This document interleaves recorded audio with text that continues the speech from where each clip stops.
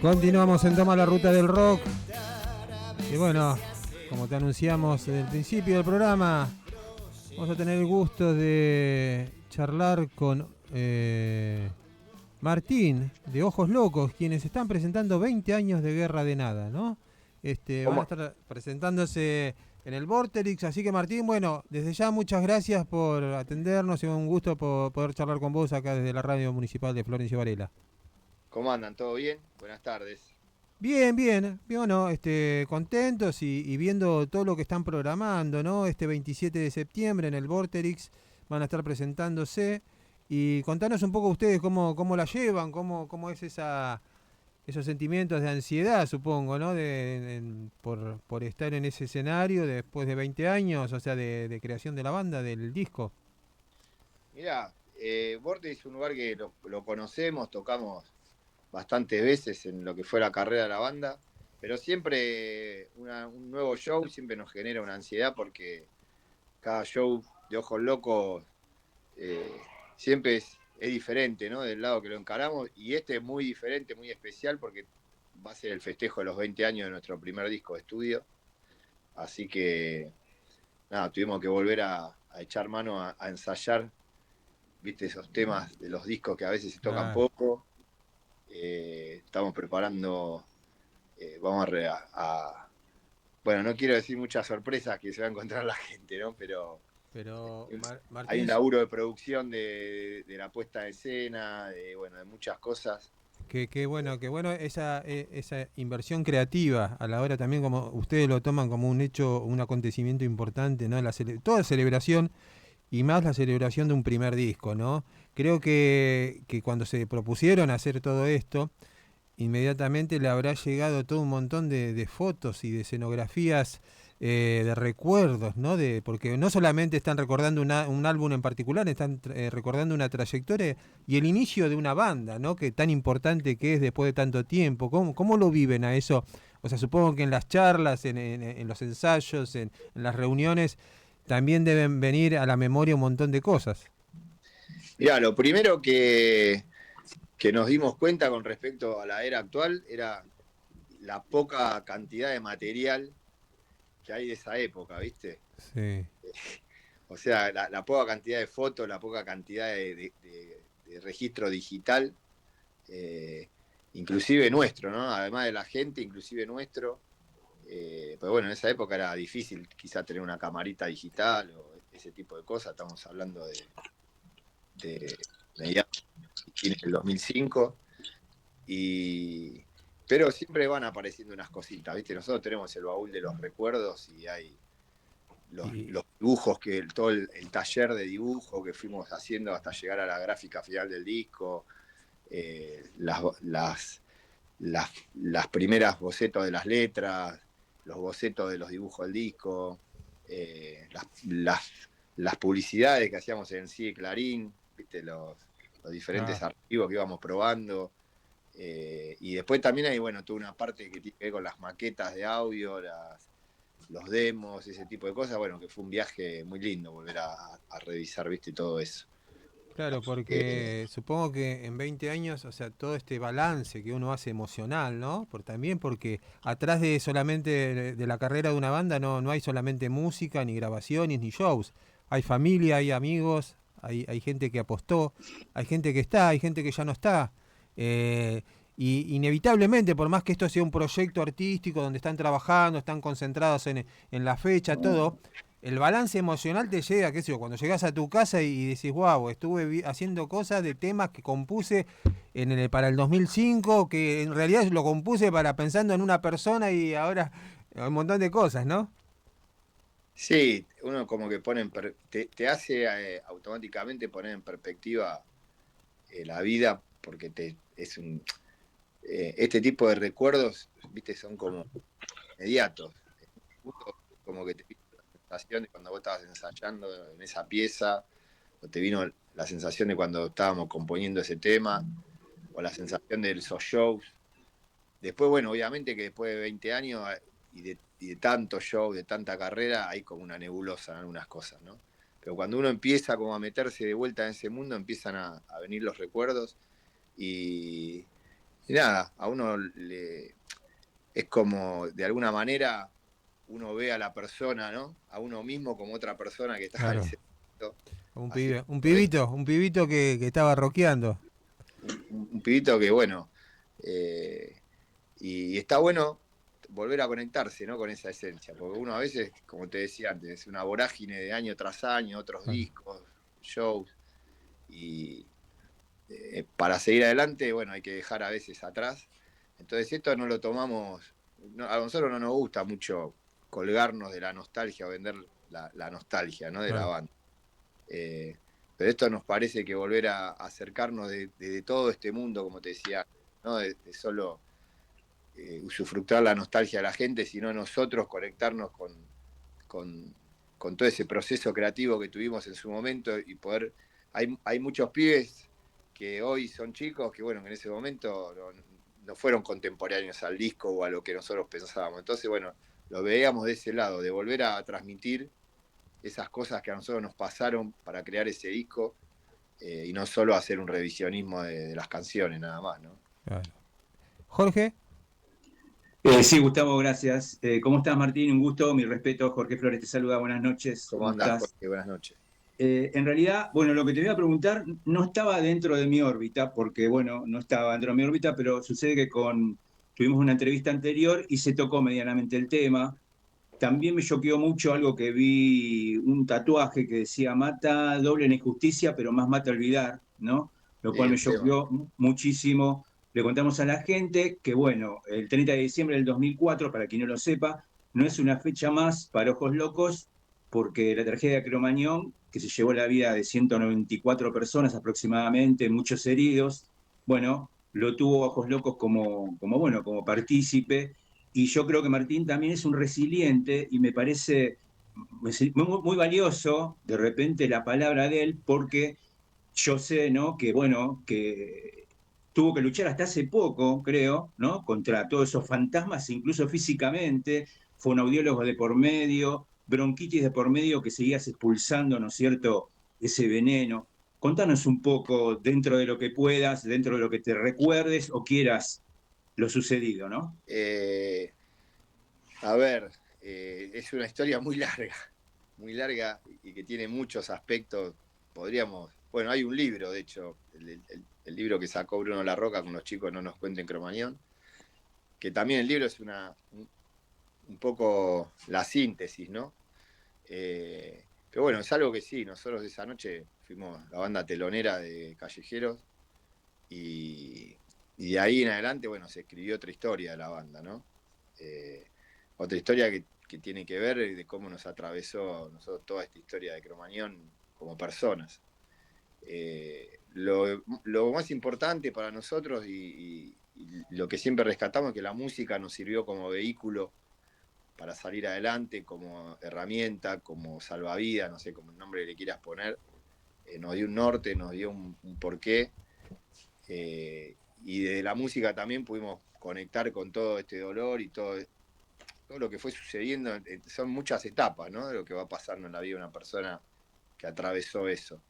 Y bueno, para cada etapa siempre encontramos en la música un refugio, encontramos eh, como el hilo conductor que une toda esta historia de momentos buenos y momentos malos.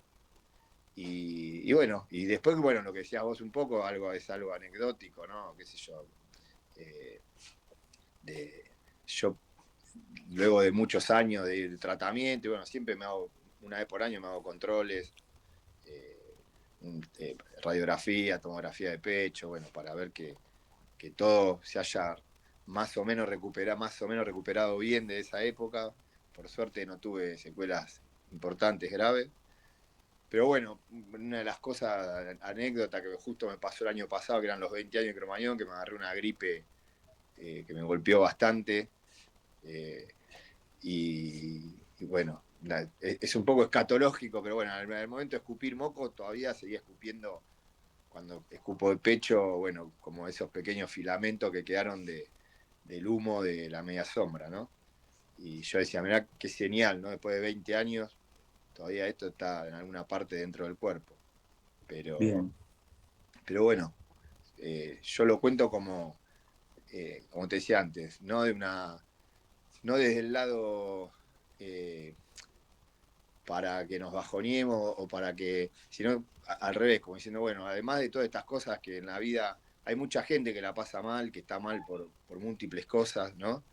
Eh, y entonces el mensaje nuestro, bueno, vamos para adelante y con esta herramienta tan maravillosa que es la música, que nos dio tantas cosas a nosotros y que yo sé que mismo hasta el que no toca, la música es tan importante en la vida de las personas, ¿no?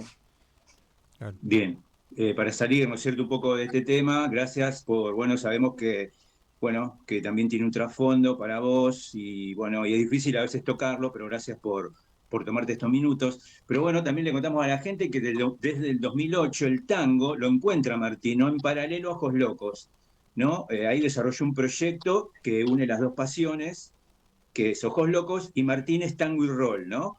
En el cual también, bueno, se encuentran muchos músicos de rock muy conocidos, como Sky, bueno, Callejeros. Contanos un poco cómo fue, cómo te encontró el tango, que sabemos que siempre a una edad determinada no se encuentra. Mirá, siempre estuvo en casa por mi vieja, ¿viste? Mi viejo. Eh, y siempre después fue un género que me gustaba, en las zapadas, tengo músicos amigos uruguayos que les gusta mucho el tango, me fui haciendo de amigos dentro del rock y dentro de otros géneros del tango y del folclore. Y bueno, siempre era como que, bueno, lo canto, hacemos algo, pero recién en el año 2018, te corrijo, no 2008, 2018, lo pude corporizar en armar una banda, ¿sí? Con un violinista, un fuelle, un piano y una guitarra, y me sentí como preparado para tener la madurez para interpretar, ¿no?, esas canciones. Sí, canciones que siempre me gustaron, pero antes me era más fácil o me conectaba quizá más con cantar un tema de Los Redondos, de Sumo, o qué sé yo, o de Lou Reed, pero esas canciones de tango siempre estuvieron. Lo que pasa es que eh, era como que tampoco me animaba a entrarle a la interpretación, porque bueno, no, hay que, por lo menos yo siento que hay que hacerlo de un lugar que infiere mucha interpretación, mucho sentimiento, mucha técnica y bueno. Pero en esa época, 2018, ya con varios músicos me animé y me largué y bueno, hoy me encuentra ya con unos cuantos años también de carrera ese proyecto. Claro. Bien. Martín, un poco repasando la historia de la banda, ¿no? Y de ustedes como músicos, obviamente sacando el tema que contaba Jorge, ustedes también, o sea, a partir de esa época también tuvieron que vivir todo el proceso de lo que el rock vivió para reconstruirse en muchos aspectos, ¿no? Pasar de no tocar en ningún lado por años y de que las bandas sean un poco más que perseguidas o subestimadas con el prejuicio propio de lo que pasa siempre en la Argentina, que nunca hay un análisis exhaustivo sobre los hechos que acontecieron. Y vivieron una etapa también de renacimiento del rock, pero también son parte digamos, de una escena de rock que muchas veces se la quiso llamar como rock barrial o rock no sé qué, viste que siempre están queriendo poner Sí, sí, sí. estantes, viste, dentro de lo que es la cosa, pero ¿notás que el rock ha tenido una maduración a partir de todo lo que fue sucediendo en estos últimos 20 años? O sea, que se profundizó un poco el mensaje o notás que todavía hay algo que muchas veces no asumimos las responsabilidades. A ver, tu análisis, yo lo puedo, primero puedo hacer un análisis con respecto a el antes y después de Cromañón, ¿no? Que es un antes y un después del rock, de Claro. la música en general Sí, sí, sí. argentina, ¿no? O sea, le tocó una banda de rock barrial o rock chabón, despectivamente como muchos periodistas o gente del medio le Mm. puso ese mote, pero le podría haber tocado a cualquiera. Podría haber tocado en un cine, podría haber tocado. Los paneles que fueron los que intoxicaron a los pibes estaban pegados en todos lados, en los salones de 15, en los cines. Pasó, bueno, obviamente le podría haber tocado a muchos artistas. Se desencadenó con una candela, se podría haber desencadenado con un cortocircuito, podría haber desencadenado en cualquier otro lugar. Entonces, pero bueno, le tocó al rock y entonces el análisis es a partir del rock, ¿no? Un antes y un después. Yo creo que hubo muchos cambios, hubo muchos procesos, como decía, una estigmatización de que un tipo con una guitarra era poco más un fundamentalista, no sé, Sí, un talibán, sí. un talibán, un asesino en serie, pero creo que el análisis, el crecimiento como sociedad a partir de eso no sucedió. Sí sucedió que los pibes empezaron a tener otra manera de cuidarse, otro tipo de conducta. Obviamente muchos músicos también, pero la interpelación directa como sociedad, porque eso pasó, fue producto, bueno, además de una cadena de corrupción y irregularidades, bueno, ¿qué aprendimos después de esto? Bueno, pero lo mismo con la tragedia del tren de Once, lo mismo con otras tragedias que hubo en otros boliches. Siempre hay como que todo esto se barre bajo una alfombra, se diluye en procesos judiciales, en culpas, en señalamientos con el dedo, y no se llega como sociedad a un punto de decir, che, pará, nos pasó esto a todos, no le pasó a unos pibes negros cabeza que estaban en Once o que iban a ver una banda, ¿entendés? Esto nos pasó a todos, pasó a 20 cuadras de la Casa Rosada. Pero bueno, ese es mi primer análisis. Cuando me dicen, ¿qué cambió? Cambiaron un montón de cosas. Y para bien o para mal. Y hay muchas que tendrían que haber cambiado para bien y no cambiaron. Claro. Con respecto a la mirada social, ¿no? Y cultural. Yo creo que los últimos años se empezó a correr un poco el velo de esto, sobre esta estigmatización al público de Cromañón y las bandas. Y eso a poquito ha ayudado a que haya una apertura, pero un real cambio no ha sucedido, más allá de lo que te digo del cuidado de la gente, de por sí, ¿no? Y respecto a los cambios del rock, bueno, pasaron muchas oleadas. Nosotros arrancamos a principios de los 2000, cuando había un auge del rock barrial, y yo cuando hablo del rock barrial, hablo sin usarlo como mote, no despectivo, claro, sino como un orgullo. Y que bueno, fuimos generaciones de pibes que teníamos esas herramientas en ese momento, que hicimos lo que pudimos, lo que queríamos éramos expresarnos, y fuimos también producto de un deterioro cultural que veníamos arrastrando de todos los 90, ¿no? Entonces, después dentro de los géneros hay cosas que me representan, artistas que me representan, artistas que para nada me representan. Gente que yo admiro por lo que dicen en sus canciones y admiro por su conducta como artistas y como personas. Y después, bueno, vino Cromañón, vino la oleada de que, bueno, que la música reinante que iba a ser la música urbana, el reggaetón, y bueno, toda esta mezcla que hicieron acá en Argentina. Y como mismo en el rock, yo también ahora hay un montón de artistas jóvenes que respeto y admiro porque me gusta lo que dicen, y hay un montón que no me gustan para nada, ¿no? Pero en todos los géneros me parece que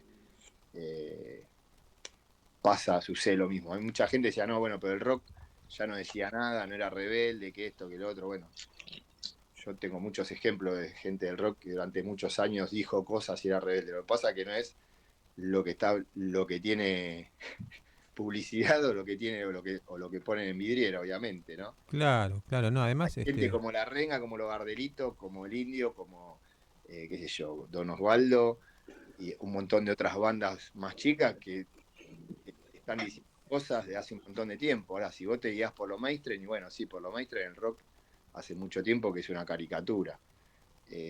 Pero bueno, nosotros siempre seguimos nuestro camino, siempre seguimos laburando. Además, ¿no notás que siempre hubo dentro del rock una rama que fue el fruto de un montón de acontecimientos sociales, ¿no? Porque vos decís, hablamos de ponerle un nombre al rock barrial, pero si nos ponemos en sociólogos, sabemos que los Stones vinieron en el 94, en el 95, que en el 2001 explotó el país, que los barrios tenían cada vez menos posibilidades de llegar al centro a ver bandas, o sea, los pibes de los barrios se tenían que juntar para tocar. O sea, cuando uno se despega un poco, ¿no? de la coyuntura musical y artística, sabe que hubo una bandera en las cuales había que contar, ¿no? Capaz que en la cumbia Sí, pasó en la cumbia villera, en otros aspectos, no sé, en el folclore, en mirá, el campo pasó en otro hoy, lado. O hoy sea, los pibes que hacen trap, ¿no? Rap, están contando su mundo también, su aldea, ¿no? Después vos podés decir, bueno, este no me gusta porque, qué sé yo, no sé. Lo único que hace es ponerse cadena de oro y se va a sacar foto a Miami, pero estos pibes están hablando de problemáticas sociales, hay otros que están comprometidos, hay de todo siempre, ¿no? sí, sí, Se eso puede es, generalizar. claro. Dentro del rock barrial también había cosas que a mí no me gustaban, porque no decían nada, o se quedaban con el cliché de imitar a Jagger, y después había artistas como Patricio Canet que te la cantaba toda, ¿entendés? Unas letras que hablaron por su generación. Sí. Ahora, también hay que entender que, bueno, el rock barrial fue tratado como si fuera el hermano desclasado, ¿entendés? O el hermano del conurbano del rock nacional, porque el rock nacional fue siempre de clase media, porque vos en los 80, si vos analizás todos los artistas, había algunos que eran un poco border, pero para tener un equipo y una guitarra en los 80 o los 70, o tener un vinilo para escucharlo, tenías que tener cierto acceso a cierto dinero, a cierto círculo.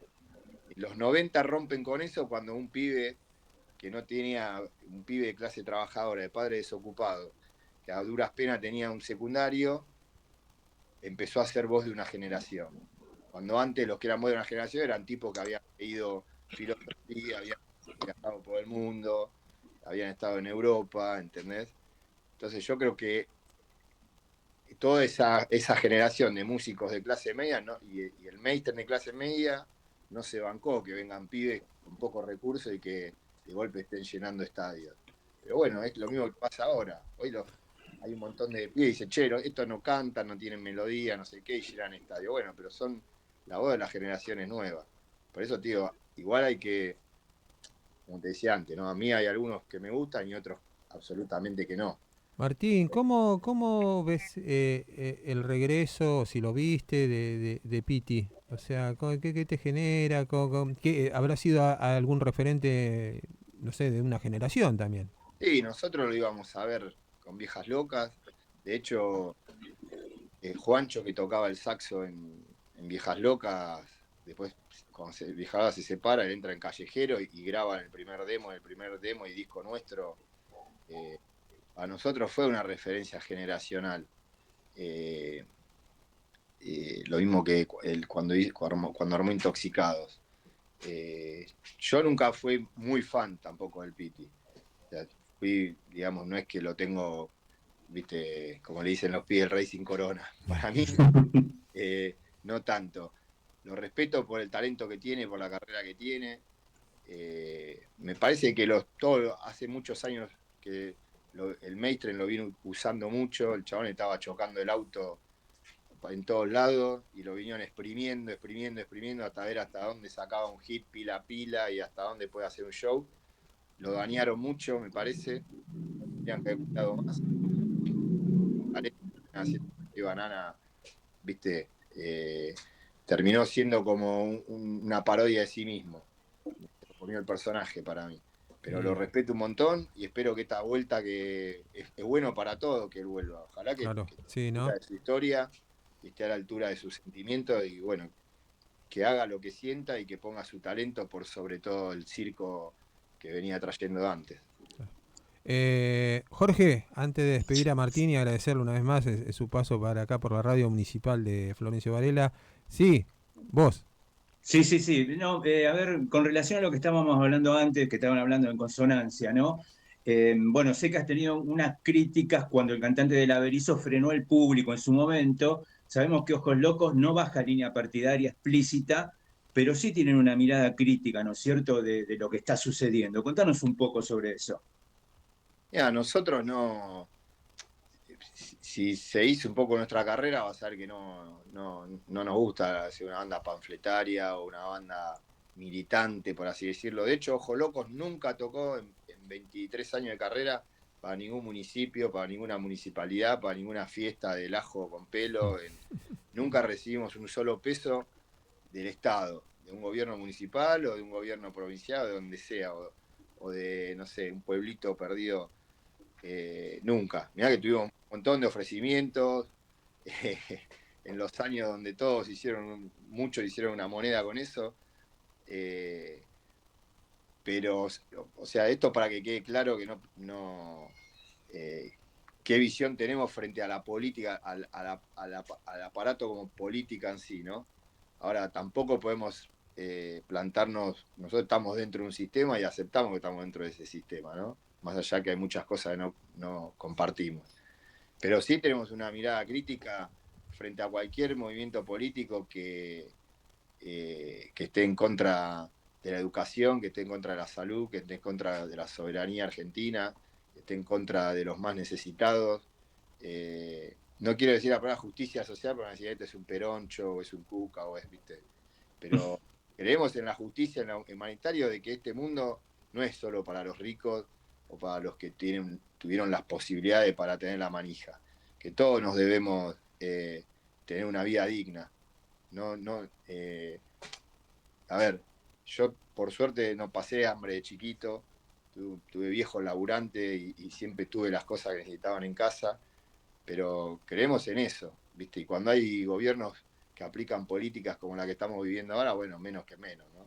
Siempre tenemos para criticar, también criticamos cuando hubo gobiernos peronistas, ¿no? Pero hay límites, yo siempre digo, ojo, porque hay límites donde, con respecto a los derechos humanos también, ya cuando ¿viste? Podemos estar discutiendo si nos dan 5 o nos dan 10, pero ahora cuando tenemos que discutir sobre un negacionismo de Estado, bueno, ya la cosa, obviamente, sí, que completamente en contra de este gobierno. Seguro. Martín, bueno, muy interesante, además los conceptos. Que me decías vos antes del líder del Averizo, bueno, qué sé yo, imagino que habría que analizar el contexto, que esto y lo otro, pero a la gente hay que dejarla que se exprese. O sea, uno no, como te decía antes, ni decirle cómo se tiene que expresar, ni decirle que no se tiene que expresar. Me parece que eso es una actitud bastante que marca, digamos, cierta manera de ver el contexto y ver a la gente que, bueno, no condice con lo que nosotros pensamos, ¿no? Así es. Es una de las dogmas del periodismo, que, o sea, no interesa lo que yo opine sobre tu opinión, pero sí daría la vida porque opines, ¿entendés? Y es así. Creo que vamos a volver a tener un país medianamente sensato, ¿viste? Porque hace 1 año y medio, 2 años que estamos, ¿viste? En una turbulencia que muchas veces te agota, ¿viste? Ya arrancás el día a la mañana, estás agotado de tanto... Mirá, no se puede. Yo hablaba ayer con un amigo, digo, alguien con 2 dedos de frente no puede pretender hacer un país borrando al otro 40%. Claro. ¿Viste? No, sí, si partimos de ahí, está todo mal. O sea, si partimos de que hay un 40, un 50%, que hay que ponerlo contra el paredón o hay que tirarlo al mar, sea del lado de sea, si son los derechos y son los izquierda, bueno, estamos mal. El día que nos pongamos de acuerdo que estamos todos adentro del mismo lugar, y che, mirá, somos nosotros. Y lo que más te indigna son los satélites que se aprovechan toda esa secuencia, ¿no? Porque después el otro puede ser que sea tan rudimentario en sus pensamientos, pero los satélites, ¿viste? Los que están... Fíjate que los que manejan la pelota son los que no vemos, son los que no conocemos. Así es. Martín, antes que se corte el Meet, quiero agradecerte, despedirte. 20 años de Guerra de Nada. Ojos Locos van a estar en el Vorterix este 27 de septiembre. Vamos a estar, ya nos prometió el señor Diego Perry que vamos a estar acreditados en el show para poder estar ahí y después contarle a la gente todo el show vivido ese momento. Los esperamos y nos vemos ahí entonces. Dale, Martín, muchas gracias y contá con la radio municipal, toda la banda para lo que necesiten. Así aprovecho también, bueno, sábado 27 de septiembre, Teatro Vorterix, entran en las redes de la banda y van a encontrar la info enseguida. También acá al finalizar la nota vamos a poner los links. Agradecer a Elías Kelly en la operación técnica, Mel Barrera hoy que hizo cámaras también y redes sociales, Jorge Flores. Nos vemos antes que se corte Y grande, che. nos vemos el próximo miércoles a las 18 horas. Toma la ruta del rock por la radio municipal de Florencio Varela. Gracias.